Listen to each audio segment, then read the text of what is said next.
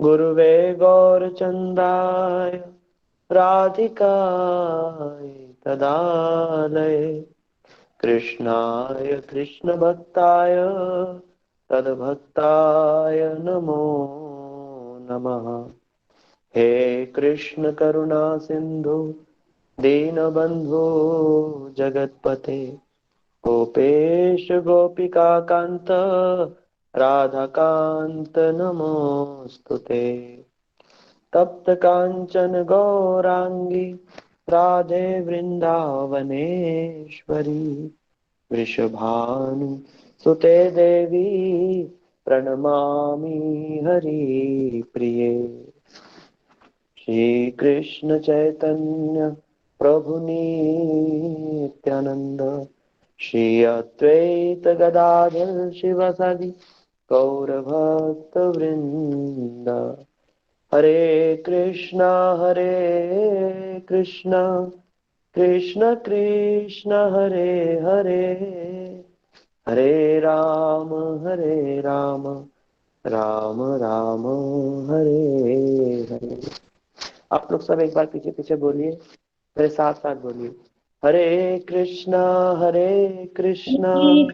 कृष्ण कृष्ण हरे हरे हरे राम राम राम हरे हरे। आप सभी का स्वागत है। आज का जो हमारी जो क्लास है, ये मुख्य रूप से ये जो तीसरी क्लास हमारी होने वाली है, जिसका कि ये जो शीर्षक है, जो पिछली बार जब हमने दो टॉपिक्स कवर किए थे, सबसे पहले हमने कौन सी क्लास करी थी, उसका क्या टॉपिक था, कौन बताएगा? जल्दी से बताइए, अभी सब अनम्यूट है। शास्त्र क्या है? शास्त्र क्या है, वेरी गुड। देखिए, हम लोग है ना, आज का जो सेशन है, क्योंकि ये पिछली दो क्लासेस का मिक्सचर है, हम लोग रिवीजन टाइप का ही करने वाले हैं और साथ में नए पॉइंट्स भी सीखने वाले हैं। इसलिए हम इसको थोड़ा इंटरेक्टिव बनाना चाहते हैं। इसलिए हम लोग, आप लोग सब कोशिश कीजिएगा कि हम लोग अनम्यूट रखने की ट्राई करेंगे सबको, लेकिन आप लोग, ताकि बीच में शोर ना हो और क्लास की रिकॉर्डिंग अच्छे से आए, इसलिए आप लोग सब मेरा सहयोग करना उसके अंदर। और बीच बीच में जब मैं कोई क्वेश्चन पूछूंगा या एक्टिविटी करवाऊंगा, तब आप लोग सब जरूर उसमें पार्टिसिपेट करना और एक्टिवली पार्टिसिपेट करना। और बहुत कुछ सीखने को हमको आज मिलने वाला है।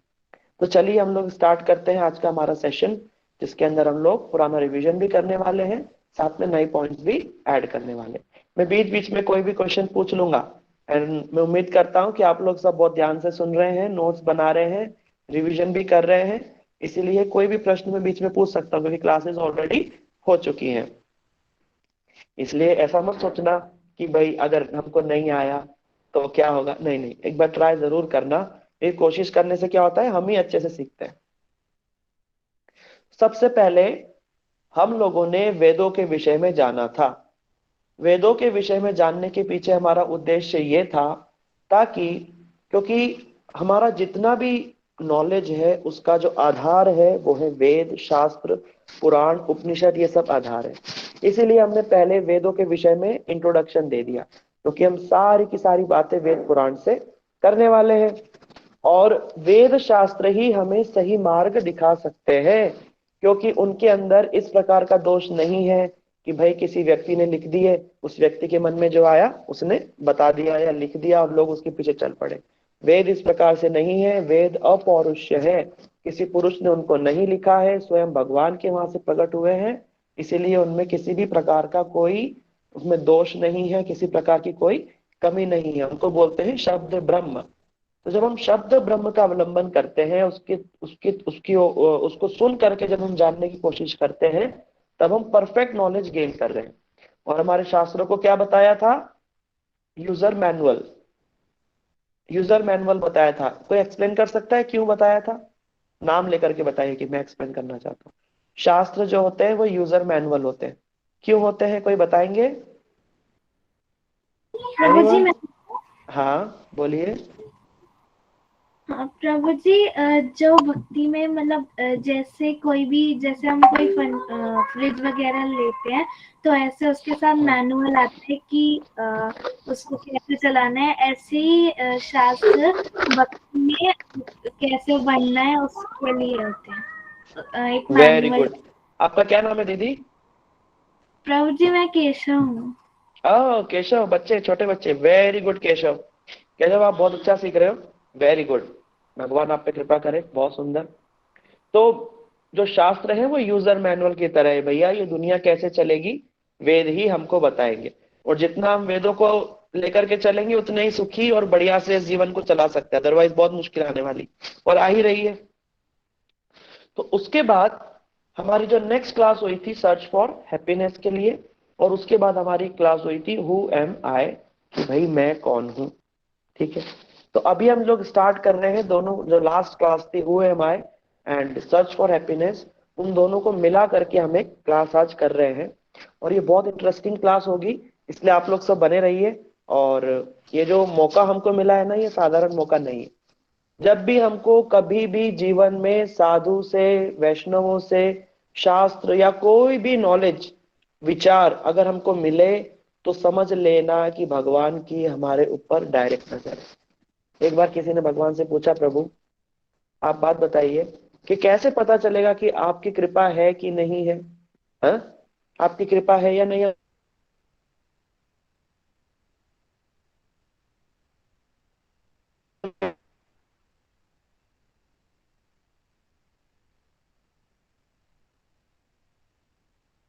है ना? कहते हैं आवत प्रभु प्रभु जी आपकी आवाज स्ट्रक हो गई। हरे कृष्णा। आपकी आवाज कट रही है प्रभु जी। अभी ठीक है? कृष्ण प्रभु जी आपकी आवाज आवाज कट रही नहीं है आ रही प्रभु है। जी। अभी भी कट रही है? हाँ आवाज अभी नहीं आ ठीक रही है। प्रभु जी। ओ, हाँ अभी तो नहीं कट रही। अभी ठीक है? अभी अभी ठीक आ ठीक रही है। मैं इसको ऐसे कर लेता हूँ माइक को, शायद जी इससे प्रभु ठीक जी। चले। जी अभी ठीक है। है। हाँ जी। हाँ ठीक है। ठीक। तुलसीदास जी कहते ठीक है हैं ठीक है। कि ये जो हमें सीखने का अवसर मिल रहा है ना, ये बार बार नहीं मिलता। आवत अवसर अति कठिनाई, राम कृपा बिनु आई न जाई। जिसके ऊपर राम जी की कृपा होगी, उसको ही अवसर प्राप्त होगा। इसलिए आप लोग, जो लोग बैठ करके सुन रहे हैं, है ना, अटेंटिवली सब चीजों को सुन करके नोट्स बना रहे हैं, अवश्य ही हमारे ऊपर में भगवान की कृपा है, सीधा सीधा मान लो, कोई शंका करने की जरूरत नहीं। सीधा ही मान के चलो कि ठाकुर जी की हमारे पास ऊपर में डायरेक्ट नजर है, इनडायरेक्ट नहीं, डायरेक्ट ही नजर है। तो आज का जो हम विषय, जो शुरुआत में मैं जिसको एक्सप्लेन करने वाला हूँ, जो कि थोड़ा डिफिकल्ट है, इसलिए आप लोग ध्यान से सुनना। आप पहले भी सुन चुके हैं, 2 क्लासेस ले चुके हैं, उसमें ही और भी कुछ ऐड हो सकता है, और अगर पहले की बात हो तो रिवीजन हो जाएगी। मैं शुरुआत से सब कुछ बता रहा हूँ। हमने जाना आत्म तत्व के बारे में, जिसको इंग्लिश में कहते हैं हु एम आई, मैं कौन हूं। भाई हम हैं कौन? अब आप बोलोगे कि प्रभु जी आप कौन होते हो हमको बताने वाले हैं? कि मैं कौन हूं? नहीं, ऐसा नहीं है। मैं कोई बोलने वाला कोई भी नहीं हूँ, हम कोई भी नहीं है। आपके सामने जो बैठ करके जो क्लास दे रहे हैं ना, वो कोई भी नहीं है। हम लोग केवल एक टेप रिकॉर्डर है। मुख्य रूप से चैतन्य महाप्रभु, कृष्ण, है ना, हमारे गोस्वामी वर्ग, उनकी जो गुरु वर्गों की जो वाणी है, वो सब रिकॉर्डेड है शास्त्रों में, उपनिषदों में, कथाओं में। उनको सुन करके हम लोग आपके सामने, आप जितना सीख सकते हैं, जितना समझ सकते हैं, देने की कोशिश करते हैं। इसलिए हम एक तरीके से टेप रिकॉर्डर है बस, और कुछ भी नहीं है। हमारा कोई बल नहीं, सारा बल गुरु वर्गों के पास में है ना। मुख्य रूप से कृपा वहीं से ही आने वाली है। लेकिन जब हम बोलने की कोशिश करते हैं, तो जो लोग बोलते हैं वो भी पवित्र होते हैं, और जो सुनते हैं वो भी पवित्र होते हैं। इसलिए यही हमारी सेवा है। इतना ही हमें बस अवसर चाहिए कि भाई ये सेवा हमको प्राप्त हो रही है, बोलने का अवसर हमको मिल रहा है। तो हम आज बताने वाले हैं आपको कि भाई हम कौन है, हु एम आई, मैं कौन हूं। ये बहुत इंपॉर्टेंट प्रश्न है, बहुत इंपॉर्टेंट ये शास्त्र का प्रश्न है। क्योंकि हम लोग सभी जानते हैं कि कृष्ण ने अर्जुन को गीता में ज्ञान दिया। अर्जुन ने महाभारत के युद्ध में, भरे युद्ध के मैदान में, एक तरफ कौरवों की सेना, है ना, पता नहीं कितनी अक्षोघनी सेवा, करोड़ों लोग उधर उस तरफ में खड़े हुए, इस तरफ पांडवों की 5 अक्षोघनी सेना, इतने सेनाओं के बीच में अर्जुन कृष्ण को कहते हैं कि हे कृष्ण, आप मेरा रथ दोनों सेनाओं के बीच में ले चलिए। मैं देखना चाहता हूं कि कौन कौन युद्ध की अभिलाषा से यहाँ इकट्ठा हुआ है। मैं एक बार सबको देखना चाहता हूँ। जब सबके बीच में भगवान ले गए, तटस्थ रेखा, दोनों युद्ध की दोनों सेनाओं के बीच का जो स्थान होता है, वहां पर जाकर के, क्योंकि ये सारा का सारा युद्ध अर्जुन के ऊपर निर्भर करता था। अगर अर्जुन ने युद्ध नहीं किया तो पांडव युद्ध करेंगे ही नहीं, क्योंकि पांडवों का मेन योद्धा अर्जुन था। अब अर्जुन जी जो है वो मना, अर्जुन जी ने देखा कि अरे भैया सामने तो द्रोणाचार्य हैं, सामने कृपाचार्य, सामने देखो तो मेरे मेरे बड़े पिताजी के सारे बच्चे हैं, है ना, धृतराष्ट्र के। इनको मार करके क्या मिलने वाला है? इनको मार करके अगर हमको राज्य मिल भी गया तो ऐसे राज्य का क्या करेंगे? हाँ, बड़े ही सुंदर सुंदर अर्जुन ने जो तर्क दिए हैं वो एकदम बढ़िया। अर्जुन ने बताया कि अरे भैया युद्ध के अंदर ये अगर अच्छे लोग सब मारे गए तो दुष्ट क्या करेंगे? वर्ण संकर, स्त्रियां दूषित हो जाएंगी और सब अंतर जातीय विवाह होने लगेंगे और क्या वर्ण संकर फैल जाएगा। ये कितनी बड़ी बात अर्जुन ने बोली कि वर्ण संकर फैल जाएगा, उसकी चिंता जताई। लेकिन आज देखो तो साधारण रूप में चलता है। अर्जुन जिसकी चिंता कर रहे थे कि ये सब हो जाएगा, वो तो आजकल नॉर्मल ही हो गया, बिल्कुल नॉर्मल, क्योंकि कलयुग है। बहुत कुछ अर्जुन जी ने बोला है, कभी गीता हम आपको एक पूरी जब कभी करेंगे भगवान ने चाहा उस समय पर हम एक एक स्टेप बाय स्टेप सब जानेंगे। मैं आपको जल्दी जल्दी बता रहा हूँ। तब अर्जुन ने अंत में परेशान होकर के बोले, भैया क्या करे क्या नहीं करे, युद्ध नहीं करेंगे तो ये कौरव दुष्ट है, इनका राज्य में प्रजा सुखी नहीं रहेगी, और युद्ध किया तो ये हमारे भाई हैं, इनको मारना पड़ेगा, गुरु जी को मारना पड़ेगा, पितामह भीष्म को मारना पड़ेगा। ये तो बड़ी मुश्किल आ पड़ी भैया, बहुत मुश्किल बात आ पड़ी, क्या करूं क्या नहीं करूं। अंत में कृष्ण को कहते हैं, कृष्ण मैं कुछ समझ नहीं पा रहा हूं, मैं आपका शिष्य हूं, आप मेरे गुरु हैं, मैं आपकी शरण में जाता हूं, अब आप ही मेरा मार्गदर्शन कीजिए। शिष्यस्त्याम शादिमाम त्वाम शरणम प्रपन्ना, हे कृष्ण मैं आपका शिष्य हूं, आपकी शरण में हूं, आप मेरा मार्गदर्शन कीजिए। पहले अध्याय में भगवान श्री कृष्ण कुछ भी नहीं बोले शुरुआत में, तो शुरुआत में भगवान बोले ही नहीं, अर्जुन ही अर्जुन बोले। एक श्लोक धृतराष्ट्र का है, संजय बोले हैं, और फिर अर्जुन ही अर्जुन बोले हैं, भगवान बोले ही नहीं। क्यों नहीं बोले? क्या कारण है? कारण ये है कि अर्जुन ने जब तक शरणागति स्वीकार नहीं करी, भगवान नहीं बोले। जिस क्षण अर्जुन ने बोला कि मैं आपका शिष्य हूं, भगवान ने ज्ञान देना शुरू कर दिया कि हे अर्जुन, तुम जो दुख नहीं करने वाली बात है उस पर दुख जताते हो और पंडितों जैसे भाषण देते हो, हैं?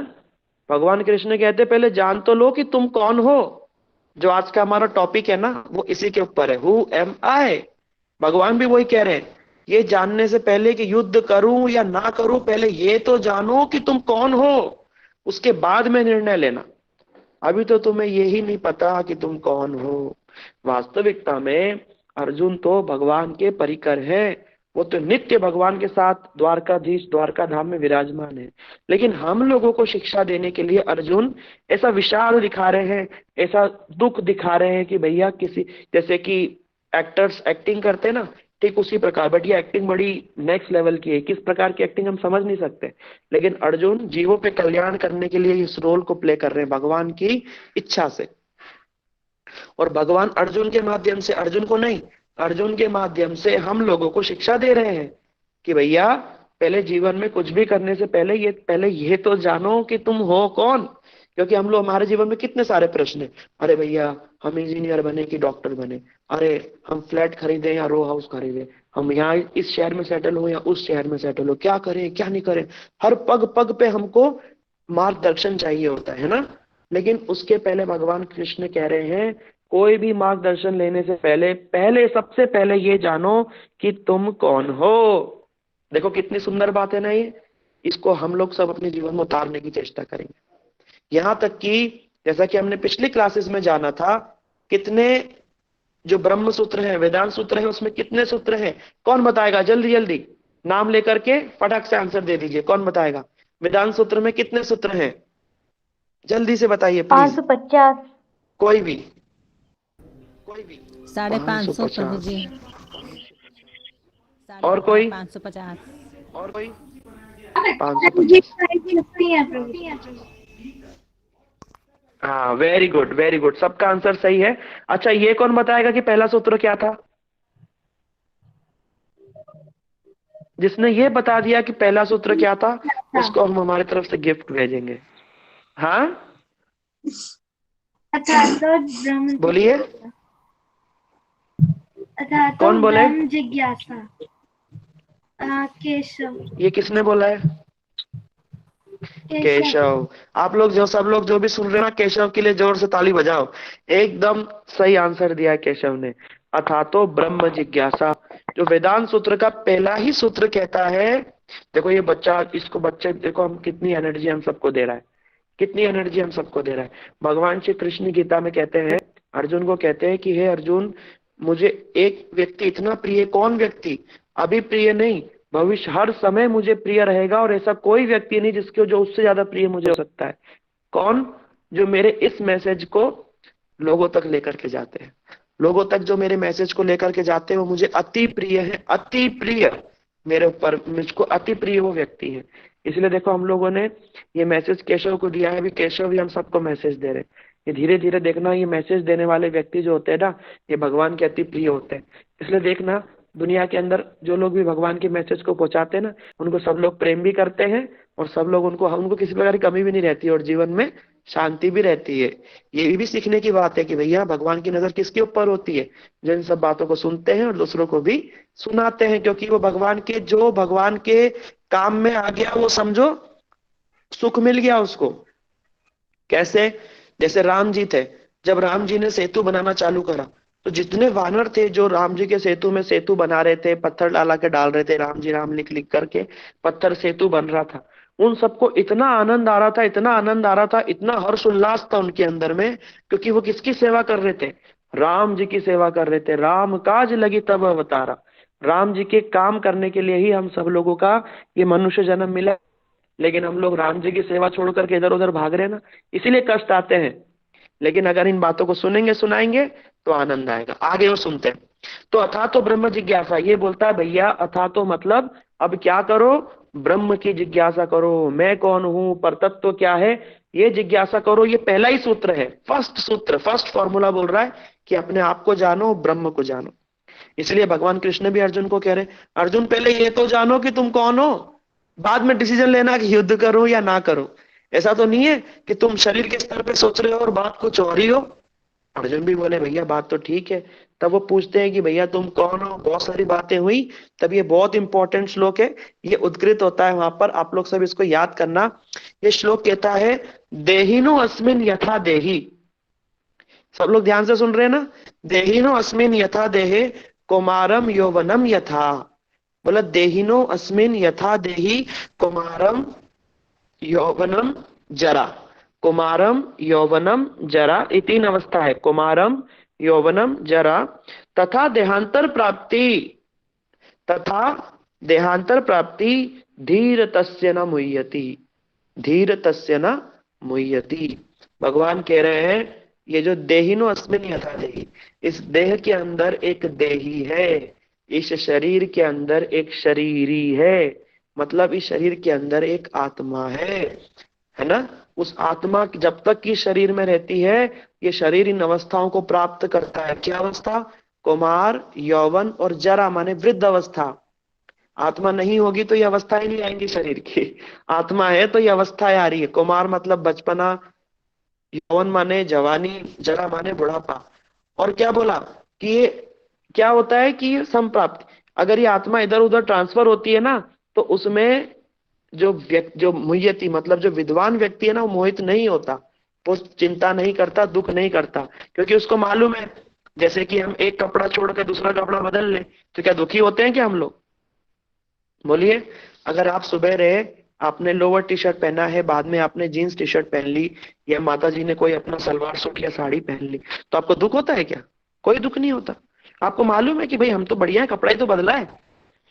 लेकिन जब ये शरीर बदल जाता है तो बड़ा कष्ट होता है। जब कोई व्यक्ति चला जाता है तो हमारी तो हालत खराब हो जाती है, अरे मर गए, रे मर गए, रे मर गए। क्यों?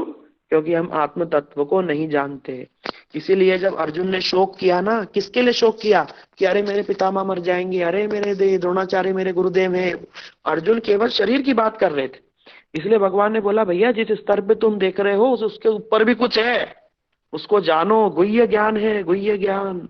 गीता के अंदर साधारण ज्ञान है, गुह्य ज्ञान है, गुह्यतम, गुह्यतर, गुह्यतम, सर्व गुह्यतम।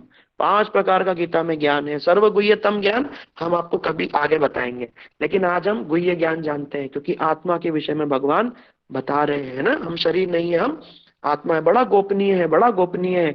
इसलिए सब लोग कान खड़े करके सुनो, और कहीं भी ये बात नहीं सुनने को मिलेगी। रिकॉर्ड करना, बार बार सुनना। आज की क्लास में अगर सुना ना तो बहुत कुछ सीख जाओगे। देखो, हम क्लेम नहीं करते कि हम पूरे तरीके से जानते, कोई भी क्लेम नहीं कर सकता। भगवान कह रहे हैं बड़े बड़े लोग नहीं जान पाते भैया, लेकिन थोड़ा तो जान सकते हैं ना, इसलिए हम थोड़ा ही जानने की चेष्टा यहाँ पर कर रहे हैं। कम से कम भैया हमारा जीवन तो आगे चल जाए, हमारे जीवन में सुख शांति तो है, इतना तो जान ले। एक समय एक समय इस्कॉन के जो फाउंडर है स्वामी महाराज जी, वो एक बार अमेरिका की एक MIT यूनिवर्सिटी है बहुत बड़ी, उसमें गए। वहां गए तो उनका एक शिष्य थे, उन्होंने सारी यूनिवर्सिटी घुमाई, सारे डिपार्टमेंट्स दिखाए कि देखो ये सोशियोलॉजी का डिपार्टमेंट है, ये बायोलॉजी का डिपार्टमेंट, ये इंजीनियरिंग डिपार्टमेंट है, ये मैकेनिकल डिपार्टमेंट है, ये सिविल इंजीनियरिंग का डिपार्टमेंट है, ये कल्चरल स्टडीज का डिपार्टमेंट है। बहुत सारे डिपार्टमेंट, बड़ी बड़ी लाइब्रेरीज लेबोरेटरीज वहां पे थी। इसको देख करके स्वामी महाराज जी ने बड़ा ऐसे ऐसे करके इशारा किया सबको कि भाई बहुत अच्छा है। फिर एंड में एक बड़े हॉल के अंदर, है ना, सब लोग बैठ गए, बड़े बड़े प्रोफेसर थे, टीचर्स थे, स्टूडेंट्स थे, सब लोग बैठ गए, कोई PhD वाले थे, कोई क्या क्या थे। स्वामी महाराज जी को माइक दिया बोलने के लिए। उन्होंने माइक उठा करके, जो शिला प्रभुपाद जी हैं, उन्होंने देखो कितनी सुंदर बात बोली। उन्होंने बोला कि आपकी इतनी सारी लेबोरेटरीज हैं, इतनी सारी तरह की पढ़ाई है, बट मेन पढ़ाई तो है ही नहीं। तो ये जो यूनिवर्सिटी का मालिक था वो बोलता, भैया सारे जितने कोर्सेज दुनिया में होते हैं ना, हमारी यूनिवर्सिटी में सारे हैं, आप कौन सी पढ़ाई की बात कर रहे हो, सारे कोर्सेज हमारे पास में। तो स्वामी महाराज जी बोलते हैं, मैंने तो यहाँ पे एक भी लैब नहीं देखी जिसके अंदर की आप डिफ्रेंशिएट कर सको कि एक लिविंग, एक मृत शरीर में और एक जीवित शरीर में क्या अंतर है। एक आदमी का मुर्दा शरीर है और एक आदमी का जीवित शरीर है, दोनों में क्या अंतर है, ये कोई बता दे। ऐसी तो कोई लेबोरेटरी आपके पास में है ही नहीं। और दिस इज वेरी इंपॉर्टेंट, सबसे जरूरी तो यही है, क्योंकि दुनिया ही इसके ऊपर में चल रही है ना भैया, कि भाई पुराने लोग कहाँ चले गए, उनका शरीर तो रहता है। जैसे कि एक व्यक्ति थे, मान लो रामलाल थे। अब रामलाल जी जो थे, वो सुबेरे उठे, बढ़िया घूमे फिरे, सबसे मिले, पेपर वाले से चाय चाय पीने गए, पड़ोसी पड़ोसी से सबसे मिले, आए घर में बैठे थोड़ी देर पलंग पे और देखा तो हार्ट अटैक आया और मर गए। मर गए तो भाई एकदम से सब लोग बोलने लगे, अरे रामलाल जी चले गए, रामलाल जी चले गए। रामलाल जी कहाँ चले गए, रामलाल जी तो सामने ही है। कोई आकर के बोलेगा, अरे आज तो चाय पीने आए थे, आज ही तो सुबह पेपर लेने आए थे, आज ही तो सुबह दूध लेने आए थे, बड़े अच्छे व्यक्ति थे, बड़ा ऐसा था वैसा था। अब कोई भाई प्रश्न करे कि जिसको तुम रामलाल बोल रहे हो वो तो सामने है, फिर चला क्या गया। लोग बोलते वो चले गए, गुजर गए। कौन गुजर गया, कहाँ चला गया। आपसे भी कोई बोले तो आप सीधा बोलो, भाई कहाँ चला गया। ये आत्म तत्व को ऐसे ही समझा जा सकता है। कहाँ चला गया, बोलो ऊपर चले गए। ऊपर तुमने जाते हुए देखा, ये तो सामने ही पड़े भाई, कौन चला गया। यहां पर आकर के साइंस की सारी बातें फेल हो जाती है। जहां से साइंस फेल होता है वहां से गीता स्टार्ट हो रही है। देहिनो अस्मिन यथा देही, सारा का सारा साइंस, सारी की सारी इंजीनियरिंग किसके लिए है, इस शरीर को सुख सुविधा देने के लिए है। ये AC, cooler, TV, fridge, car, roads, मकान, ये सब जितना देख रहे हैं हम लोग, किसके लिए, इस शरीर को सुख देने के लिए। सारी की सारी मेडिसिन, जितना भी हम लोग ये जो जितना भी पढ़ते हैं, लॉ पढ़ते हैं, जो भी पढ़ते हैं, काय के लिए, ताकि पैसा कमाए, इस शरीर को, है ना, इस शरीर को चलाएं। और मेडिसिन साइंस, जो मेडिसिन साइंस है वो किसके लिए है, इस शरीर को बचाने के लिए, ताकि जैसे भी करके शरीर को हम लोग बचा ले, है ना। लेकिन ये शरीर फिर भी मर जाता है। और गीता जो है वो सीधा सीधा बोल रही है कि तुम देह हो ही नहीं, शरीर के ऊपर की बात चली गई। तो समझ लो कि भाई गीता के अंदर जो कंटेंट है वो इतना हाई लेवल का कंटेंट है कि नीचे की जितनी भी हम लोग स्टडीज स्कूल वगैरह में पढ़ते हैं वो उसके सामने एकदम फीकी पड़ जाती है। भाई ये सब भी जरूरी है, जो स्कूल में हम पढ़ते हैं जरूरी है, ये एक बेस बनाएगा, लेकिन एक समय के बाद में एक ऊपर की नॉलेज की भी जरूरत है, वो भी हमको पता होना चाहिए। तभी तो एग्जैक्टली हम जान पाएंगे ना कि भाई चल क्या रहा है, मार्केट में हो क्या रहा है। और यही हम लोगों का ज्ञान है। ये ज्ञान ही हमको सारी दुनिया से अलग बनाता है, भारत को अलग बनाता है। तो यहाँ पर जो हमने जिस प्रकार जाना कि जो आत्मा है एक शरीर को छोड़ करके दूसरा शरीर धारण करती है, इसके लिए गीता में श्लोक आता है, वसांसि जीर्णानि यथा विहाय जीवानी संयाति नवानी। बोला कि जिस प्रकार वसांसि जीर्णानि यथा विहाय नवानि गृणाति नरोपराणि यथा शरीरानि विहाय जीर्णानि संयाति नवानि देही, कि जिस प्रकार हम लोग एक कपड़ा छोड़ करके दूसरा कपड़ा धारण करते हैं, उसी प्रकार ये आत्मा क्या करती है, एक शरीर को छोड़ करके दूसरा शरीर धारण करती है। अभी मनुष्य के शरीर में है, फिर अपने कर्म और भाव के अनुसार अलग अलग शरीर इसको मिलते रहते। मनुष्य शरीर मिला, लेकिन जानवरों जैसा जीवन जिएंगे, है ना। कुछ तो भी खा लिया, कुछ तो भी पी लिया, कुछ तो भी कर लिया, तो जानवरों की योनि में जाएंगे। उसमें भी किस प्रकार की हम लोग काम कर रहे हैं, सोते रहना दिन भर, आलस आलस आलस आलस, पोलर बियर बन के दिन भर सोते रहो। इसीलिए, और ये सब होता है, ये सब होता है, ये हंसने की बात नहीं है। पुनर्जन्म, रीइंकारनेशन, इनकारनेशन, ये सब होता है।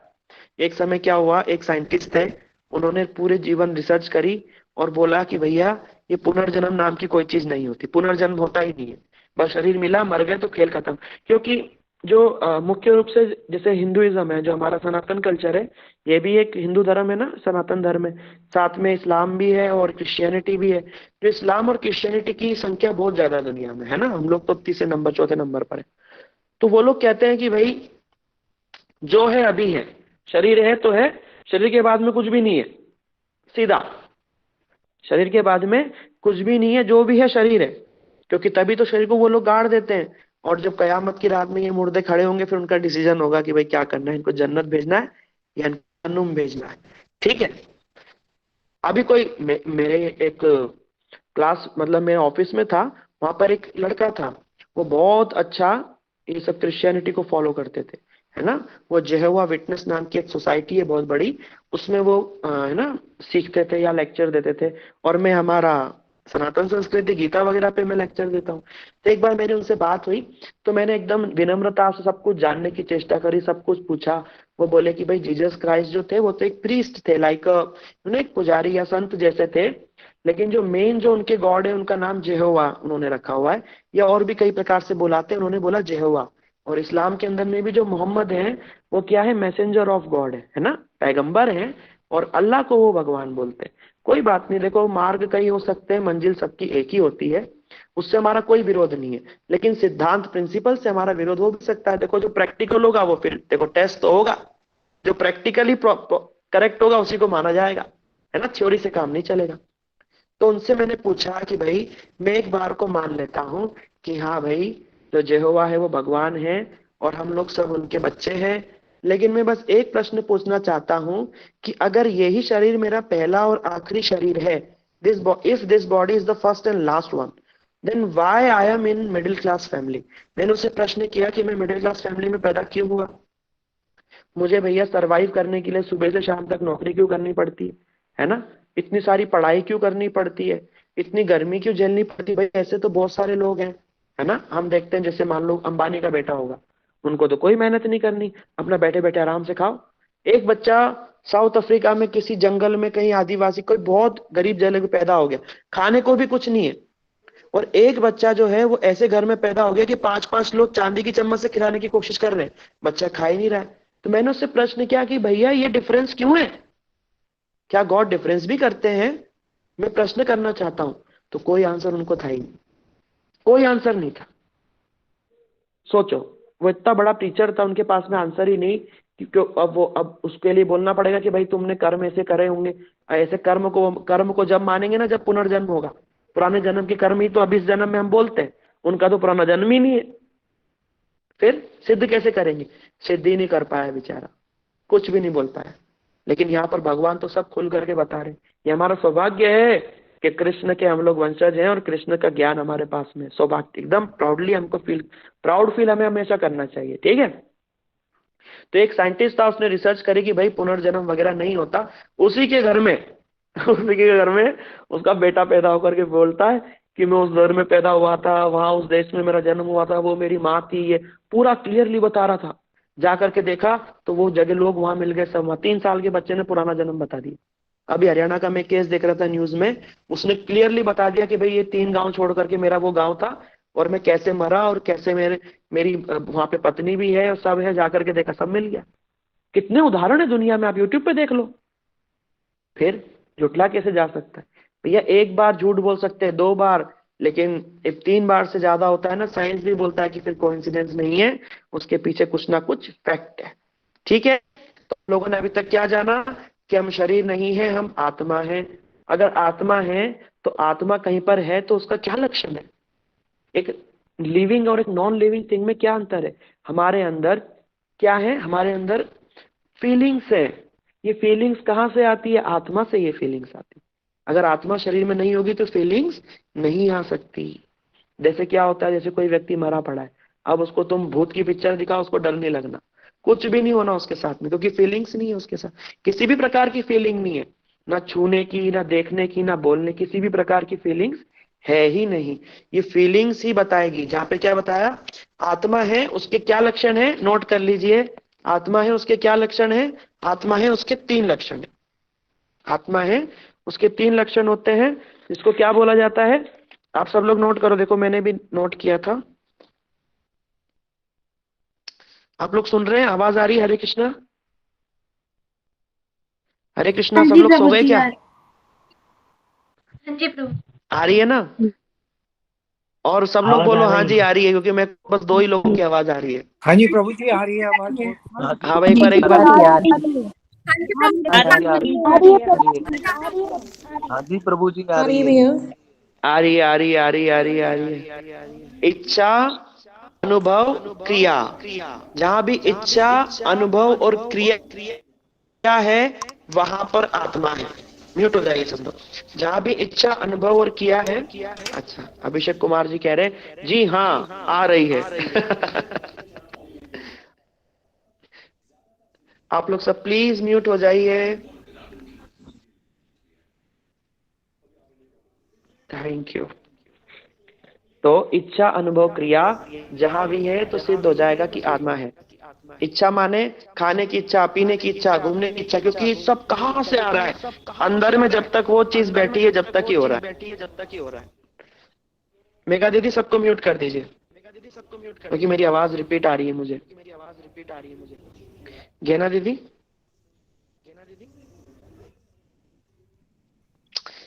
देखिए, हाँ हो गया, थैंक यू दीदी।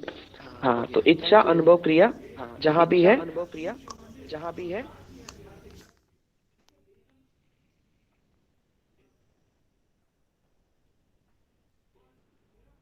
हरे कृष्णा, ठीक है। दीदी मेरी आवाज मुझे रिपीट आ रही है बार बार, पता नहीं कैसे आ रही है।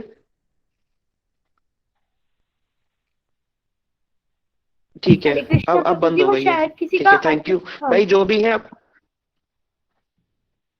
हाँ हाँ, थैंक यू वेरी मच भाई, म्यूट कर लेना प्लीज, क्योंकि हम इंटरेक्शन बनाने के लिए अनम्यूट कराते हैं ना, फिर वो क्या होता है, सब बहुत बहुत देर तक उसी में लगे रहना पड़ता है। ऐसा मत कीजिए, तुरंत म्यूट कर दीजिए दोबारा से। इसलिए अब हम हमने पिछली क्लासेस में एक एक्टिविटी भी करी थी कि भाई टच योर सेल्फ वाली हमने एक्टिविटी करी थी। हमने किसी को आप सबको बोला कि भैया अपनी आंखें छुओ, तो आपने आंख छू ली, नाक छुओ, दांत छुओ, सब गाल छुओ, ये छुओ, सब किया। फिर जब बोला कि भाई अपने आप को छुओ, टच यूर सेल्फ, तो भाई कहाँ छुए? तो सब लोग यहाँ हाथ रख देते हैं, दिल पे हाथ रख देते हैं। ऐसा ही होता है ना? ऐसा क्यों? जब, क्योंकि ये सिद्ध करता है कि हम शरीर नहीं। हमने बोला हाथ छुओ, तो भाई आपने अपने हाथ को छुआ, आपने अपने माथे को छुआ, कान, नाक, गले सबको छुआ, लेकिन आप अपने आप को नहीं छू पा रहे, अपने आप को छू ही नहीं पा रहे हो। टच यूर सेल्फ बोला तो आपने यहाँ रख दिया, अरे ये तो चेस्ट है, ये तो चेस्ट है। बोला नहीं, ये चेस्ट नहीं, इसके अंदर में हृदय है, और हृदय के अंदर आत्मा रहती है, इसलिए ऑटोमेटिकली हाथ यहाँ पर आ जाता है। अगर आप किसी को हाथ रख करके कोई बात बोल दो कि भाई हम आपसे प्यार करते हैं, भाई हम मम्मी पापा या फिर कोई गर्लफ्रेंड भी होती है उसको बोलते हैं कि भैया हम आपको, प्रेमिका को बोलते हैं ना लोग, टीवी में देखते हैं ना कि भाई हम आपको प्यार करते हैं। तभी किसी ने बोला, और गाने कितने सुंदर सुंदर बने हुए हैं, देखो बॉलीवुड के अंदर दिल दिल दिल के ऊपर कितने सारे गाने बने हुए हैं, दिल दिल दिल। कभी कोई बोला देश के लिए भी क्या बोलते हैं, बोला दिल दिया है जान भी देंगे ए वतन तेरे लिए। कोई ये यूं बोलता है, फेफड़ा भी दिया है गाल भी देंगे ए वतन तेरे लिए, कोई बोलता है? हृदय ही क्यों, दिल ही क्यों? क्योंकि दिल सबसे इंपॉर्टेंट है, और दिल के अंदर में ही आत्मा रहती है। ये अनजाने में ही सही, लेकिन इंडिकेशन बिल्कुल करेक्ट है। क्या इंडिकेशन है? भगवान कृष्ण कहते हैं ईश्वर सर्वभूतानां हृददेशे अर्जुन तिष्ठति, ब्राह्म्यन् सर्वभूतानि यंत्र आरुणानि मायया। भगवान कृष्ण कह रहे हैं कि ये जो आत्मा और ईश्वर, भगवान और आत्मा दोनों हृदय में ही रहते हैं, एक साथ रहते हैं, एक साथ हृदय में रहते हैं। और क्या करते, किस प्रकार से, जैसे यंत्र में यांत्रिकी बैठा रहता है, जैसे कार के अंदर कार चलाने वाला ड्राइवर बैठा होता है, उसी प्रकार ये आत्मा शरीर में बैठी रहती है। समझ रहे हो? देखो यहां पर बड़ी इंपॉर्टेंट बात बता रहा हूं, गीता के अंदर क्या यूज हुआ है, यंत्र आरुणानि मायया। देखो यंत्र बोला है, उस श्लोक में क्या शब्द का इस्तेमाल हुआ, यंत्र। यंत्र को इंग्लिश में क्या बोलते, कोई बताएगा? सॉरी, यंत्र को इंग्लिश में क्या बोलते, कोई बता सकता है? कोई भी फास्ट, ये प्रभु यंत्र जी को मशीन। इंग्लिश में क्या बोलते हैं?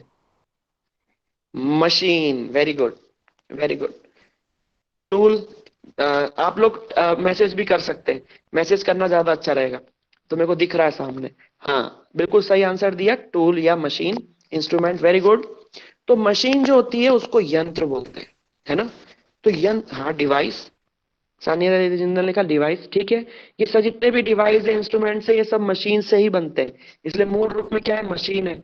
तो भगवान कृष्ण बोल रहे हैं जैसे मशीन में मशीन चलाने वाला चालक होता है, ठीक उसी प्रकार ये आत्मा इस शरीर की चालक है। और ये शरीर इज लाइक अ मशीन, ये शरीर एक मशीन है। मशीन है कि नहीं? काम कर रही है, सब कर रही है, जैसे मशीनें चलती है, ये भी एक मशीन है और जड़ है। अगर वो यांत्रिकी निकल जाए, जैसे हम लोग कार चलाते हैं ना, कार चलाते चलाते अगर हमारी कार ठुक जाए, है ना, कार ठुक जाए, तो हम लोग बाहर निकल के बोलते हैं, अरे तेरी ऐसी की, तूने हमको ठोका कैसे, तेरी इतनी हिम्मत, तूने मुझे ठोका, देख मेरे स्क्रैच लग गया। अब उससे पूछा कि भाई तेरे स्क्रैच लगा है क्या? नहीं, तुम्हारे स्क्रैच थोड़े ना लगा है, गाड़ी ठोकी है, गाड़ी पे स्क्रैच लगा है, गुस्सा तुम्हें क्यों आ रहा है? क्योंकि तुम्हें उस कार से आसक्ति है, तुम्हें उस कार से लगाव है, उस कार में तुमने अपना पैसा एनर्जी लगा करके रखी है, इसीलिए तुम उस कार से, शरीर से नहीं, आत्मा से तो नहीं, लेकिन उस शरीर से तुम आसक्ति से जुड़े हुए हो, इसीलिए दुख हो रहा है। ठीक इसी प्रकार ये शरीर में हम जो है ना, एक मशीन, एक यांत्रिकी की तरह है, एक इंजीनियर की तरह है। इस शरीर से हम कैसे जुड़ गई, ये आत्मा शरीर से जुड़ कैसे गई है, ये आत्मा शरीर से, ये केवल आसक्ति से जुड़ गई है, ये भोगने की जो वासना है ना, उससे जुड़ गई है। वरना आत्मा तो सब समय स्वतंत्र है, बड़ी सुंदर और आनंद का स्रोत है। उसी स्रोत को हमको जानना है, उसी खजाने को खोलना है, तो हम माला माल, नहीं तो जीवन भर कंगाल। ये रहस्य की बात हम आपको बताना चाहते हैं। यही भारतीय संस्कृति का मूल है। जिसने इन सब चीजों को जान लिया वो भैया माला माल है, वरना सब कंगाल है। इसीलिए आत्मा जब तक परमात्मा से नहीं जुड़ेगी, उसको सुख की अनुभूति नहीं हो सकती, क्योंकि आत्मा परमात्मा का अंश है। जो गीता का एक श्लोक कहता है, ममैवांश जीवलोके जीवभूत सनातनः मनः षष्ठानि इंद्रियाणि प्रकृतिस्थानि कर्षति। कि अर्जुन को कहते हैं कृष्ण, हे अर्जुन, ये जितने भी जीव हैं, चाहे कुत्ते के शरीर में बिल्ली, हाथी, घोड़ा, सब मेरे ही अंश हैं। जब तक वो अंश रूप में वहां विराजमान है, जब तक ही वो शरीर चलता है। आत्मा सब शरीरों में एक ही साइज की होती है, ऐसा नहीं है कि हर शरीर में अलग अलग साइज की। आत्मा का साइज एक ही है। अभी आत्मा का साइज आपको बताने वाला हूँ, एक ही साइज की होती है। और वो इतनी सी आत्मा इतने बड़े बड़े हाथी का शरीर, ऊंट का शरीर, जिराफ का शरीर को चलाती है। जब तक आत्मा मौजूद है, ये हार्ट है, 3 मंजिल तक खून को पंप कर सकता है। 72,000 किलोमीटर की जो आर्टरीज के अंदर खूनों को रन करता है हार्ट, केवल और केवल जब तक आत्मा मौजूद है। One question, Keshav is asking one question. जी प्रभु जी पूछिए, अनम्यूट करके केशव जी आप पूछिए, कोई बात नहीं। प्रभु जी आत्मा के 3 लक्षण आप रिपीट कर सकते हो? हाँ, इच्छा, अनुभव, क्रिया। इच्छा माने इच्छा, इच्छा माने डिजायर, अनुभव माने उसको अनुभव करना, एक्सपीरियंस करना, वो क्रिया माने एक्शन। तो ये 3 प्रकार की चीजें हैं, जहां पर भी दिखती हैं वही माना जाएगा कि आत्मा है। इच्छा, अनुभव, क्रिया। आपको मालूम है पेड़ों के अंदर में भी आत्मा, पेड़ों के अंदर पेड़ भी जीवित है ना? बोलो पेड़ जीवित है कि नहीं है, हाँ या ना? हाँ, पेड़ जीवित है। उसका प्रमाण क्या है? आप सबने शायद पिछले क्लास में सुना होगा, वो भी सुन लीजिए। कहीं भी जीवन है तो हम उसको लक्षणों से जान सकते हैं। क्या लक्षण है? पहले उसकी उत्पत्ति होगी, माने जन्म होगा। पहला स्टेज क्या है? जन्म होगा। दूसरी स्टेज बढ़ेगा। तीसरी स्टेज बढ़ना रुक जाएगा। चौथी स्टेज क्या है? चौथी स्टेज है वो अपने जैसा दूसरा उत्पन्न करेगा, रिप्रोडक्शन, अपने जैसा दूसरा पैदा करेगा। पांचवी स्टेज धीरे धीरे क्षय होने लगेगा, डीके होने लगेगा, और लास्ट में मर जाएगा, खत्म हो जाएगा, डिस्ट्रॉयड। जहां पर भी छह क्षण है उससे सिद्ध हो जाएगा कि भाई वहां पर आत्मा है। भले डायरेक्ट नहीं दिख रही है लेकिन है। जैसे पेड़, पेड़ भी क्या होते हैं? एक समय बीज में से उत्पन्न होते हैं, जन्म हुआ, फिर बढ़ते हैं, फिर स्थिर हो जाते हैं, फिर अपने जैसा फिर फल में से बीज गिरा करके अपने जैसे पेड़ फिर से उगा देते हैं। वो अलग चलता रहती है प्रोसेस। फिर खुद धीरे धीरे जर्जर होने लगते हैं, फिर एक दिन सूख करके मर जाते हैं। हमारे शरीरों में ऐसा होता है, पहले हमारा जन्म होता है, फिर धीरे धीरे हम बड़े होते हैं, फिर 17 18 19 20 साल तक हमारी हाइट ग्रोथ रुक जाती है, एक जैसे हो जाते हैं।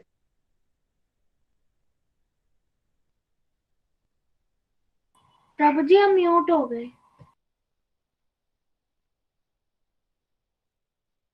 हरे कृष्णा प्रभु जी, आपकी आवाज नहीं आ रही।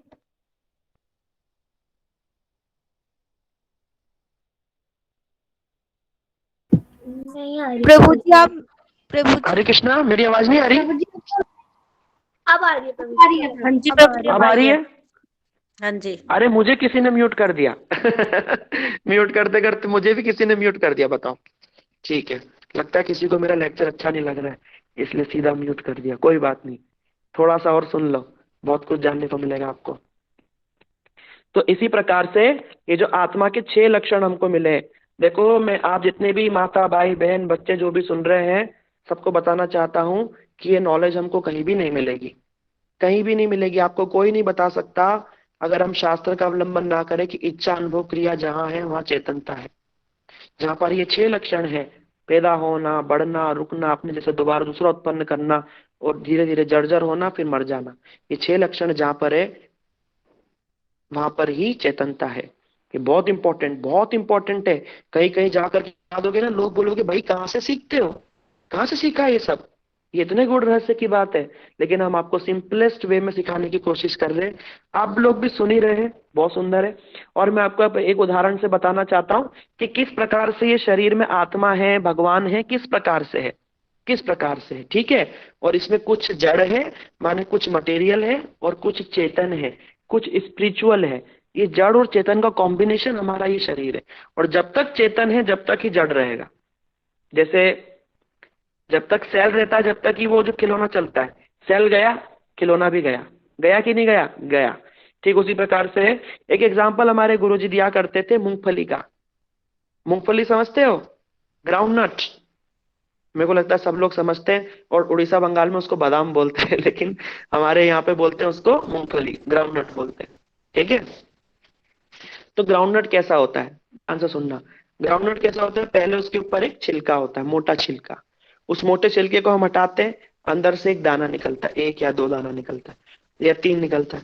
वो जो दाना होता है उसके ऊपर एक रेड कलर का परत होता है ना। फिर उसके अंदर एक व्हाइट कलर का, मेन जो चीज होती है वो अंदर व्हाइट कलर की होती है। वो जो व्हाइट कलर का होता है ना, वो भी 2 पार्ट में रहता है, आधा आधा करके जुड़ा हुआ रहता है। ऐसा ही रहता है ना? बोलिए हाँ या ना। जी प्रभु जी प्रभु हाँ, ऐसा ही रहता है। अब देखो मैं कितनी रहस्य की, हाँ, अब ये जो मैं बात बता रहा हूँ ना, इससे आप किसी को भी समझा सकते हो कि शरीर में आत्मा किस प्रकार से है।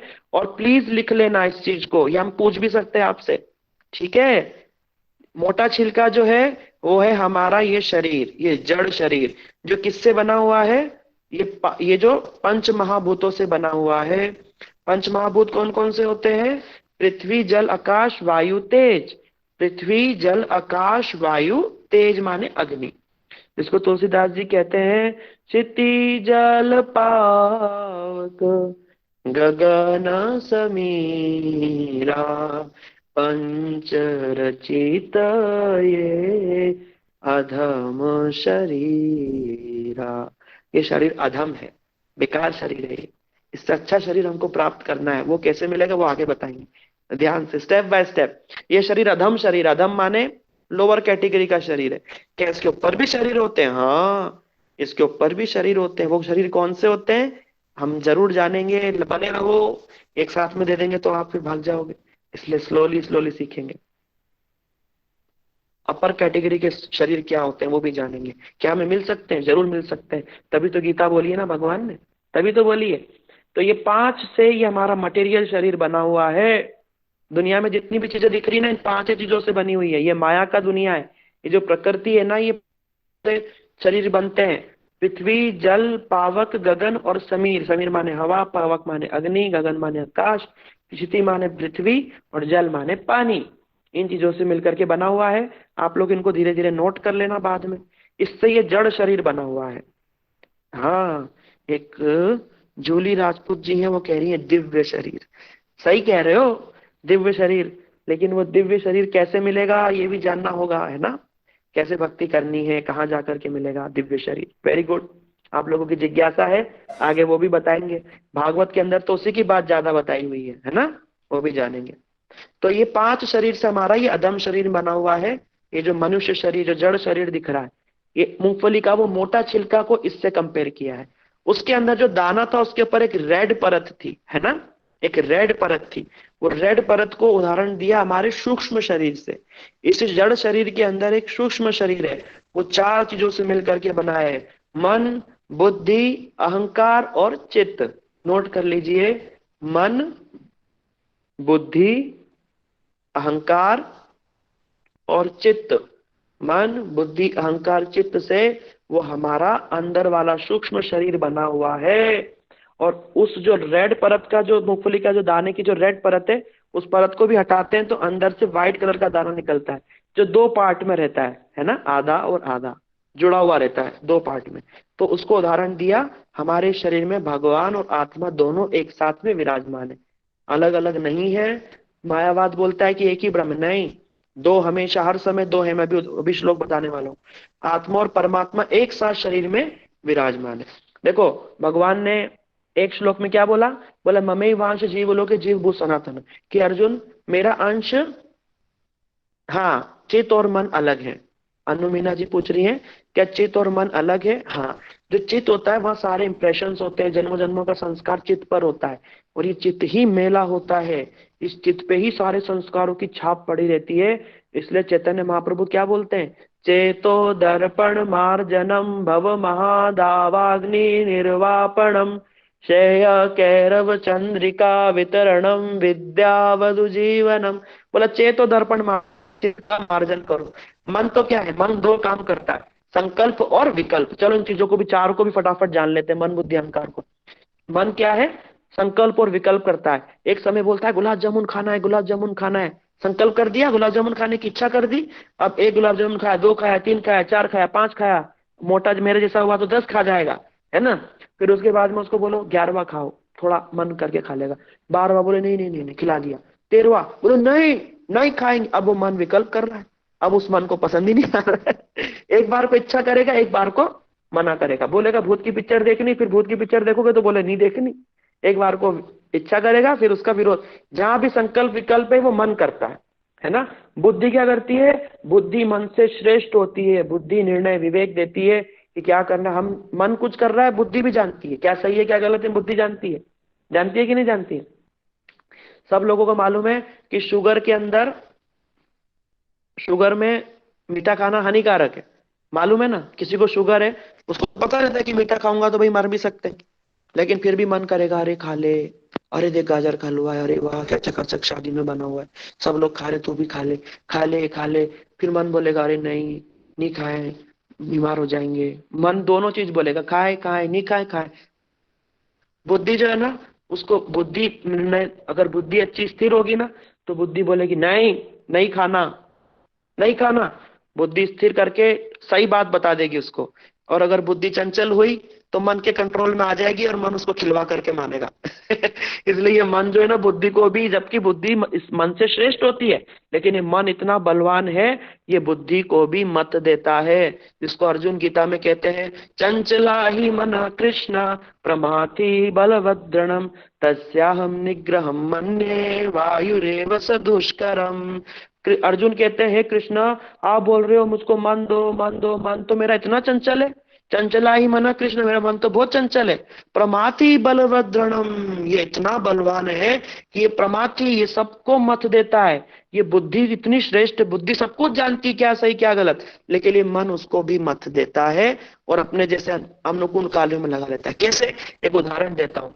जैसे मान लो अभी सर्दी का मौसम है ना, सर्दी का मौसम है, तो मान लो अभी अभी आपका मन करा, रात को 9:30 बज रहे हैं, है ना, और हमारे कोई भी ग्रुप में मान लो मैं ही हूँ, मेरा मन किया, या चलो केशव है, केशव का उदाहरण देते हैं। केशव का मन किया कि अरे भैया ठंड का मौसम है, गर्मा गर्म बढ़िया रसगुल्ला या गुलाब जामुन मिल जाए तो रात में भोजन प्रसाद के बाद में बढ़िया चक गुलाब जामुन खा करके सोएंगे, है ना। बोला इतनी रात को कैसे गुलाब जामुन मिलेगा? अच्छा, मन ने इच्छा कर दी गुलाब जामुन खाना है ना, और अगर बुद्धि चंचल हुई तो बुद्धि मन के अनुकूल, मन क्या बुद्धि को मैसेज देगा गुलाब जामुन खाना है, और बुद्धि कंट्रोल में नहीं है तो बुद्धि क्या, अब बुद्धि मन के लिए काम करेगी। कैसे? कि रात में 9:30 बजे गुलाब जामुन कहाँ मिलेगा, तो बोला अरे उस दुकान खुली होगी, उस दुकान पे मिल सकता है, कैसे जाएं, गाड़ी तो नहीं है, अच्छा वो गाड़ी, ये सब कौन सोच रहा है? बुद्धि। मन ने तो केवल संकल्प विकल्प कर दिया, बाकी सारा काम बुद्धि कर रही है, इशारा बस दे दिया, ओए ऐसा करो, और बुद्धि अब सब कर रही है। उसकी गाड़ी ले लेते हैं, उसकी गाड़ी ले लेते हैं, पैसे नहीं है, पापा की जेब से चुरा लेते हैं, क्या करे कैसे करे। जैसे बच्चे एकदम तिगड़म लगाते हैं ना, जैसे कभी हम बचपन में, मैं जैसे एक बार फेल हो गया था, पूरा ऐसा दिमाग लगा करके जो फेल होता है ना उसको ऐसे ऐसे करके पास कर लिया। उसको पास कर दिया, है ना, फेल को पास। ये कौन? ये मन ने बोला, अब बुद्धि का पूरा दिन पूरा काम बुद्धि लगाती, बेचारा मन तो संकल्प विकल्प करता है, बुद्धि बेचारी उसके चक्कर में आकर के पिस जाती है ना। फिर बुद्धि उसको गुलाब जामुन ला करके देगी और मन राजा की तरह इस शरीर को खिला देगा। इंद्रियों के माध्यम से मन खाता है और बुद्धि को भी मत देता है। तो अर्जुन भी बोल रहे हैं कि मन देने का बोल रहे हो कृष्णा, मन तो इतना चंचल है, कंट्रोल में आता ही नहीं। तो अर्जुन कृष्ण कहते हैं कि जरूर आएगा कंट्रोल में। कैसे आएगा? बोला अभ्यास है न तो कौन्तेय वैराग्यश्च गृह्यते। बोला असंशय महाबाहो मनश्च दुर्निग्रहम चलम। बोला अभ्यास है न तो कौन्तेय वैराग्यश्च गृह्यते। बोला अभ्यास और वैराग्य से मन को कंट्रोल किया जा सकता है। ये आप सबके लिए मूल मंत्र है, ये कृष्ण के द्वारा दिया गया है। अगर अभ्यास करेंगे और वैराग्य करेंगे। वैराग्य किससे करना है? जो भक्ति के विपरीत है उससे वैराग्य करना है, जो भक्ति के अनुकूल है उसका अभ्यास करना है। इससे धीरे धीरे मन कंट्रोल में आ जाएगा। इसलिए देखो, संसार में किसी का भी मन कंट्रोल में नहीं है, लेकिन आप देखोगे तो साधुओं का मन कंट्रोल में रहता है। दुनिया भागी दौड़ी फिर रही है, मारी मारी आईफोन लेंगे, बड़ी कार, ये वो, और साधु देखो तो हरे कृष्णा कृष्णा कृष्णा हरे हरे, इसी में खुश है। ये वृंदावन में हूं मैं अभी, ये देखो बाबा लोग है आराम से नाचते गाते घूम रहे, ना घर है ना मकान है, कुछ बैठ तुलसी भरोसे राम के पैर पसारे सोए, अनहोनी होनी नहीं, होनी होए सो होए। आत्मधर्म में प्रतिष्ठित हो गए हैं, मन को वश में कर दिया है। एतान वेगान जो विषहेत धीरा सर्वाम अपिमाम पृथ्वीम स शिष्यात। जो इसने इस मन को अपना चेला बना दिया ना, वो पूरी पृथ्वी पे राज कर सकता है, पूरी पृथ्वी पे राज कर सकता है। ये रहस्य की बात है। हमारे जीवन इतना आनंदमय हो जाएगा ना अगर ये मन को हमने कंट्रोल कर दिया। मन को कैसे कंट्रोल करना है, इसको हमारे एक कीर्तन नरोत्तम दास ठाकुर, कितना सुंदर कीर्तन है, वो कहते हैं भक्ति अनुकूल मात्र कार्य स्वीकार, भक्ति प्रतिकूल भाव ब्रजन अंगीकार। कि भैया जो भक्ति के प्रतिकूल है, भक्ति के प्रतिकूल क्या? मांस मछली खाना, दारू पीना, नशा, ये सब, इन सबको छोड़ना ही भक्ति के प्रतिकूल है। इसके लिए क्या करो? इससे वैराग्य कर लो, इन चीजों से वैराग्य करो। और अभ्यास किसका करो? दैन्य आत्मनिवेदन गोतृप्ते वरण अवश्य रक्षिबे कृष्ण विश्वास पालन। हमारे अंदर दीनता होनी चाहिए। कैसा होना चाहिए? तृणादपि सुनिचे न तरोरपि सहिष्णु नाम अमानी नाम मानदे न कीर्तनिया सदा हरि। इन चीजों का हमें अभ्यास करना है, हमें दीन होना है, हमें अहंकार नहीं करना, पोलाइटनेस होनी चाहिए, है ना। अपने आप को छोटा मानो, छोटे ही है। बालाग्र शतभाग्यस्य शतदा कल्पितस्य च भागो जीवा विज्ञे सच अनंताय कल्पते। 10,000 बाल के एक टिप के 10,000वें हिस्से के बराबर ये सोल है, आत्मा है। और हम आत्मा ही तो है ना, कितने छोटे हैं। चैतन्य महाप्रभु बोलते हैं तृण से भी छोटा मानो अपने आप को। मानो क्या हो ही, ये शरीर तो है नहीं, है तो आत्मा। आत्मा कितनी, इतनी छोटी। एक बाल का जो ऊपर का हिस्सा है उस टिप का 10,000 भाग कर दो, एक भाग के बराबर आत्मा। 10,000 भाग। सोचो एक बाल के अंदर तो कितनी आत्मा होंगी, एक टिप की इतनी इतने आत्मा, एक टिप के अंदर 10,000 आत्मा है। 10,000 आत्मा आ सकती है बाल के टिप के अंदर, इतना, इतनी छोटी आत्मा होती है। इतने छोटे हैं हम, और हम कितना बड़ा मानते हैं। मैं लंकापति रावण, मैं कंस, मैं ये नेता, मैं वो नेता। इतनी सी पृथ्वी राई के दाने बराबर शेषनाग पर पड़ी हुई है। उस पृथ्वी के अंदर इतना सा पृथ्वी, उस जल, आज 75% जल है, इतनी सी पृथ्वी है। उसके अंदर तुम्हारा इतना सा देश है, उस देश में तुम्हारा इतना सा प्रदेश है, उस प्रदेश में तुम्हारी 10 बीघा 4 बीघा जमीन, एक प्लॉट है। उस प्लॉट को दिखा करके आदमी अहंकार करता है, हमारे पास में प्लॉट है, जमीन है। दिखती भी नहीं है, दिखा भी नहीं सकते ऊपर से। और दिल्ली, बड़े बड़े शहरों में तो जो फ्लैट होते हैं ना, इतने छोटे छोटे होते हैं, इतने छोटे छोटे, दिखा भी नहीं सकते कि वो हमारे फ्लैट है, खिड़की जैसे दिखते हैं। और उसके लिए आदमी अहंकार करता है। इसलिए अहंकार नहीं करना चाहिए। भगवान की भक्ति, श्रवण कीर्तन आदि करने चाहिए। तो मैंने क्या बताया कि आत्मा का साइज भी मैंने चलो बातों बातों में बता दिया, और मन को कैसे कंट्रोल करना है ये भी बता दिया। ये चंचल ही मना कृष्णा, इस श्लोक को याद करना। और इसके बाद जो दूसरा श्लोक है, असंशय महाबाहो दुर्निग्रहम चलम, ये दोनों श्लोक बहुत इंपॉर्टेंट श्लोक है। इसमें मन को विजय करने की सीख है। और मन को विजय करने के लिए जो हरे कृष्ण महामंत्र है, साधु संग करना, ये सब का हमें अभ्यास करना है, इसको प्रैक्टिस करना है। और गंदी चीजों को छोड़ने के लिए वैराग्य करना है। गंदी चीजों से हमको बिल्कुल कान पकड़ लेना, नो, नहीं, उन तरफ में नहीं जाना। जुआ, नशा, शराब और ये सब चीजों को छोड़ देना। तो बातों बातों में मैंने बहुत सारी बातें आपको बता दी भैया। तो अब एक और चीज मैं बता रहा था कि मूंगफली के जो मन, देखो मैंने आपको मन को समझा दिया, बुद्धि समझा दी, अहंकार। श्लोक नंबर भी गीता बताए प्रभु जी। अनिता दयाल दीदी, मैं इतना इंटेलिजेंट नहीं हूं ना, मेरे श्लोक तो याद रह जाता है, वो श्लोक कहाँ है ये याद नहीं रहता है। क्षमा करना है, मूर्ख है ना।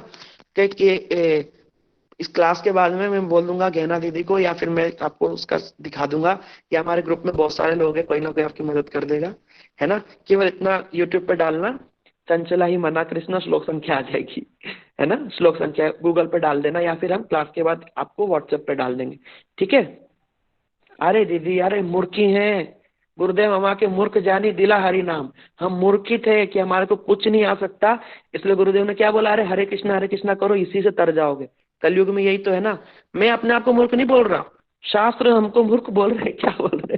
शास्त्र बोलते मंद सुमंद मतयो मंद भाग्य रूपा देता। बोला ऐसा नहीं, बोला मंद सुमंद मतियो, सुमंद मति है हमारी।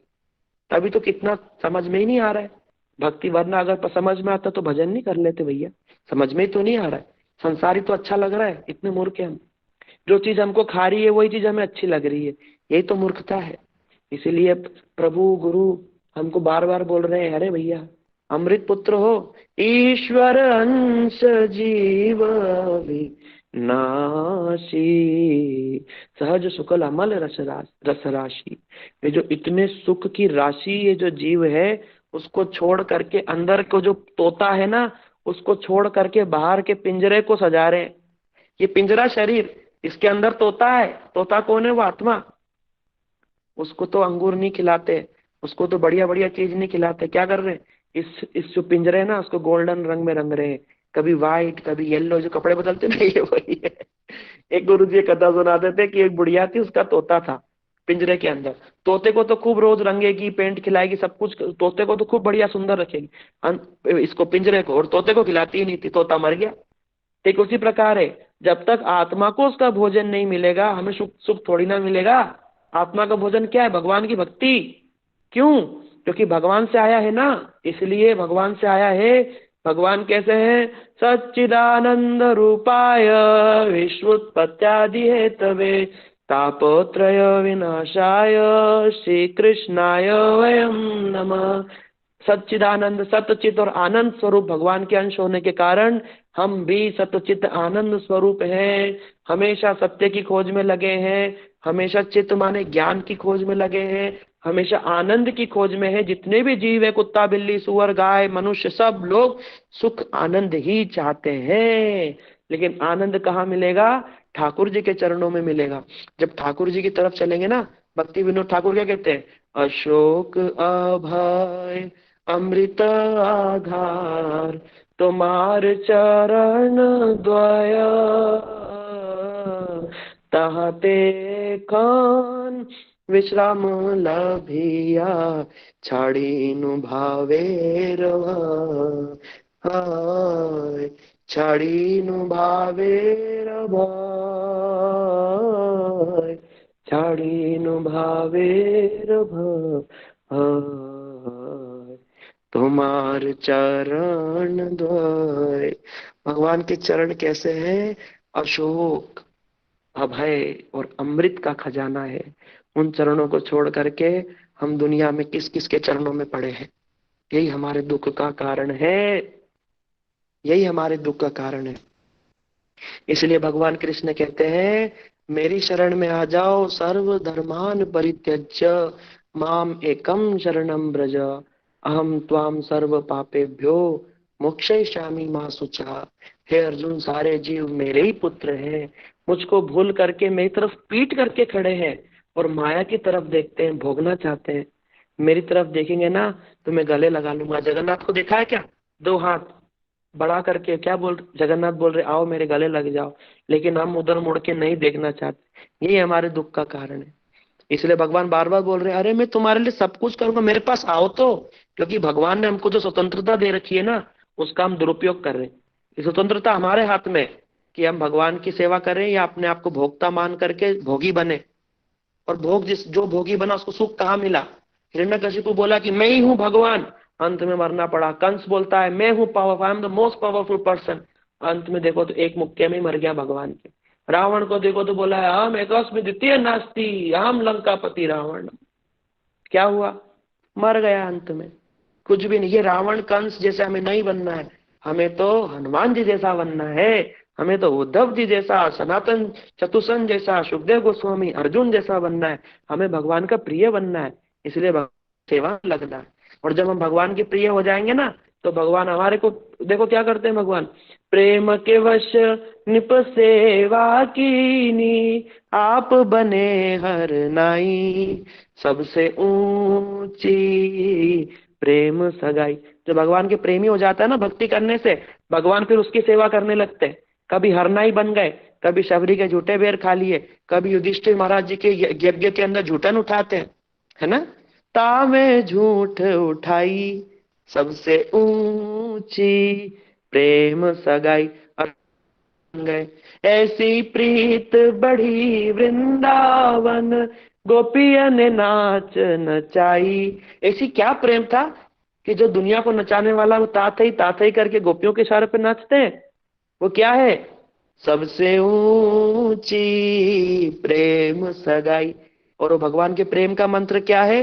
हरे कृष्णा कृष्णा कृष्णा हरे हरे, हरे राम राम राम हरे हरे। कितनी सारी बातें निकल करके कहाँ कहाँ से निकल आती है। ये जो इधर सुनते हैं ना तो कहीं ना कहीं से निकल जाती है। जो भरा है सो निकल जाएगा। और मैं रुकने का नाम नहीं ले रहा, टाइम हो गया। कोई बात नहीं, मैं आशा करता हूँ आप सबने बहुत कुछ सीखा है। मन को मैंने समझाया, बुद्धि को समझाया। अहंकार माने ईगो। ईगो दो प्रकार का होता है, एक फॉल्स ईगो और एक ट्रू ईगो। जो फॉल्स ईगो होता है ना, जो फॉल्स ईगो होता है वो क्या होता है कि हम ये शरीर है ये मानना, ये फॉल्स ईगो है। और जो सच का ईगो है, सचमुच जो अहंकार है, वो क्या है? हम भगवान के अंश है, हम भगवान के सेवक हैं। आप लोगों ने पिछली क्लास में सुना होगा ना, आत्मा का क्या है?